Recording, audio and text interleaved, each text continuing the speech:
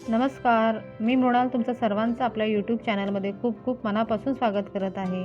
चला तर आज आपण बनवणार आहोत कुकरमध्ये हलका-फुलका असा खूप चविष्ट मटार पुलाव बनवणार आहोत. ते पण अगदी सोप्या पद्धतीने आणि हमखास सगळ्या गृहिणींना जमणारी ही रेसिपी आहे.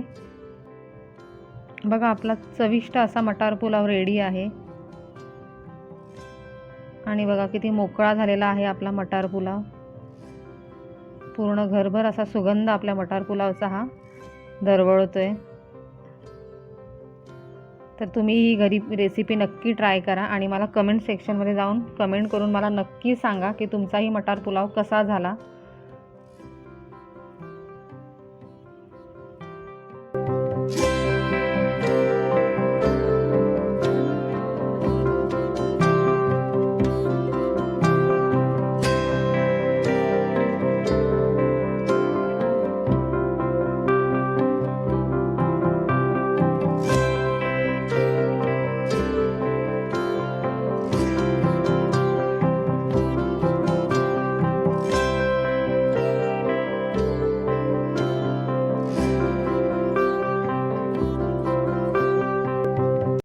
यासाठी लागणारा जे साहित्य आहे ना ते अगदी घरातलं आहे.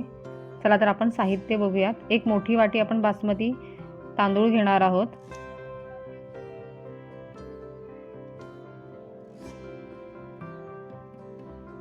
त्यानंतर एक मोठा कांदा घेणार आहोत उभा चिरून. त्यानंतर आपण 7-8 असे काजूचे तुकडे घेतलेले आहेत.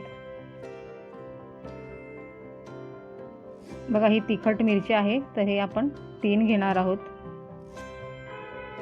त्यानंतर 5-6 लसूण पाकळ्या घेणार आहोत आपण.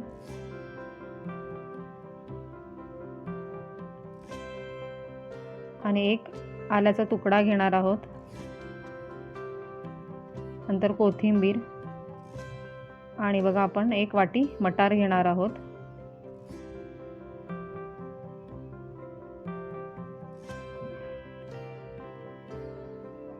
आणि सर्व प्रकारचे आपण खडा मसाले घेणार आहोत. बघा ह्याची पण क्वांटिटी 3-3 4-4 असे आपण खडा मसाले घेतलेले आहेत. आणि हा एक बटाटा घेतलेला आहे. चला तर आपण आता रेसिपीला सुरुवात करूयात. बघा कुकर गरम झालाय त्यामध्ये आपण आता तेल घालूयात.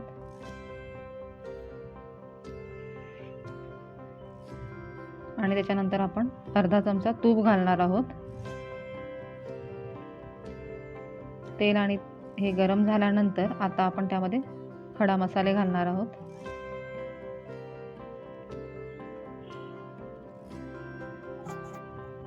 खडा मसाले आता छान आपण परतून घेऊयात.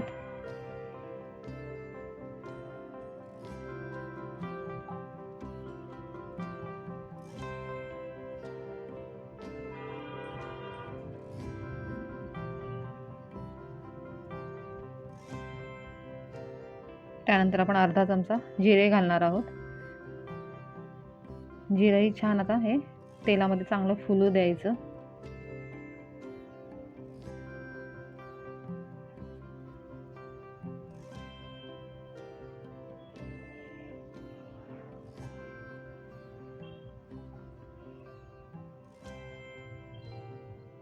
त्यानंतर आपण आता हा उभा चिरलेला कांदा आहे तो घालूया.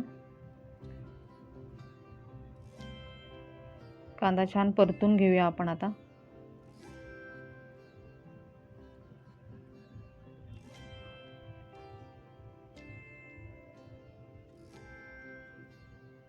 कांदा थोडासा लालसर झाल्यानंतर आपण त्यामध्ये ही मिरची घालणार आहोत.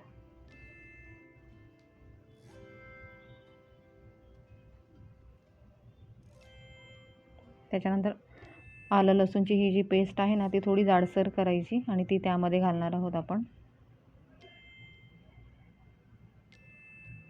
काजू घालून घेऊया. त्याच्यानंतर आपण बटाटा घालणार आहोत. आता हे छान तेलामध्ये इकडे सगळं एकजीव करून घेऊया.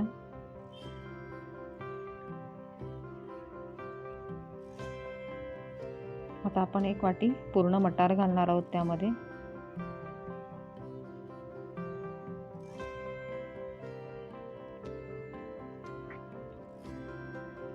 थोडी कोथिंबीर घालूया.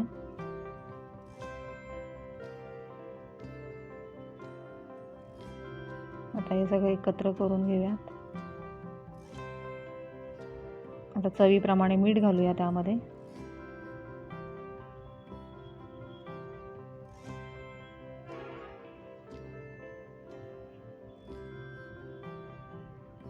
बघा आपण आता हा बासमती तांदूळ आहे तो स्वच्छ धुवून घेतलेला आहे 3 वेळा.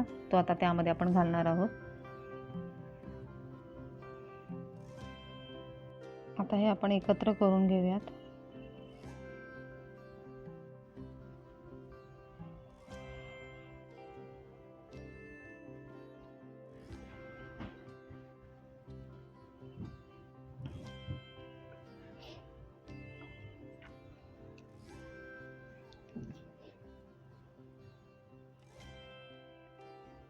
बघा आपण आता 1 ग्लास त्यामध्ये पाणी घालणार आहोत.